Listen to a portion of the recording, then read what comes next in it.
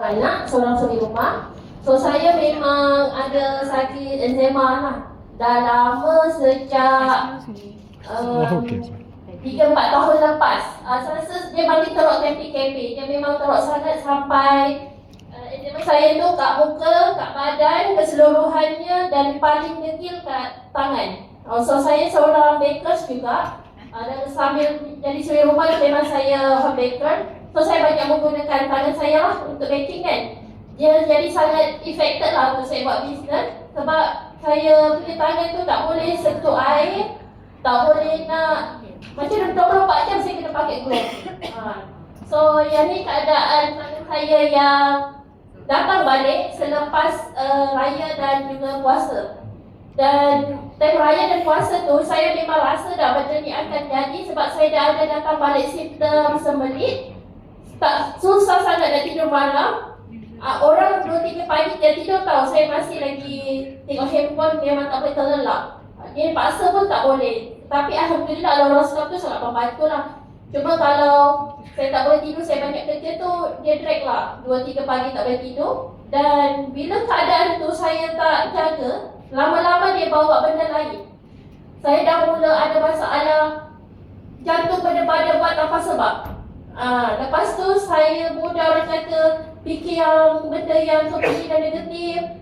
Kalau saya drive, sebelum saya drive, saya selalu risau macam nanti lori tu macam nak langgar je, nanti nak jatuh gaung macam tu tau. Jadi saya rasa memang saya dah ada macam masalah mental dan anxiety. Cuma saya tak diagnose lagi dengan doktor lah.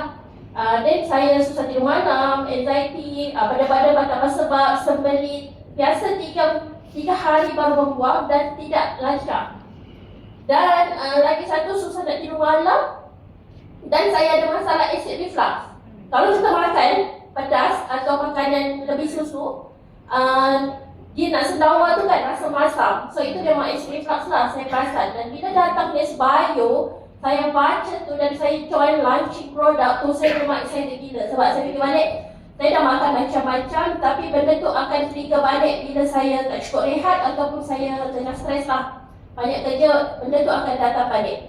So bila dapat Nest Bio tu, saya memang excited. Saya terus ambil 3 shake per day tau. So efek dia adalah ada berlaku immune crisis, iaitu gatal-gatal tanpa sebab. Tapi dia tak flare up, dia garuk-garuk tak boleh tak, merah dia tak flare up lah, cuma rasa nak menggaruk je.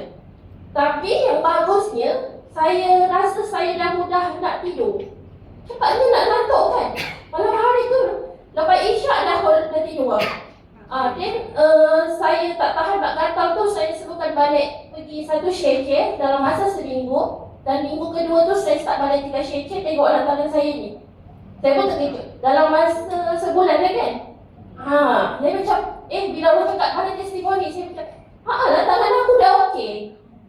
Dan saya dah boleh cuci pinggan mangkuk kan, tanpa pakai glove. Kalau tak, saya punya stok glove kat rumah tu dah boleh buka kedai lah. Tak terasa gila.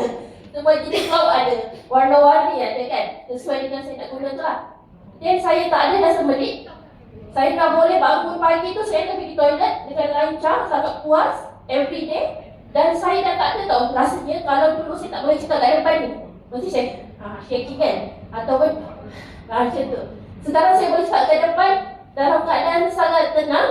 Dan saya dah boleh drive, sebelum saya drive ke sana kemari, saya dah tak ada dah masalah macam risau sana sini. Sampai husband saya pun cakap, alhamdulillah tengok kau dah makin stabil. Kalau tak, tukang driver tu lagi stres tau. Sebab penumpang kat sebelah tu, Habis kita nak tekan brake tu tau, kaki kita gerak macam tu. Sedangkan dia drive kat sebelah okey je. So dia, bagi saya perlu tahu. Sebab ia affected untuk kita punya partner, husband kita ataupun kita punya wife. So please, mental illness atau bukan mental, masalah emosi, kalau boleh kita bantulah untuk repair dan tolonglah cuba Nest Bio ni. So husband dah rasa, anak-anak pun dah rasa. Mereka pun kata, mula Umi ada je benda nak marah kan? Ada je benda macam salah sikit, mula tu nak marah. Sekarang dapat tenang kan?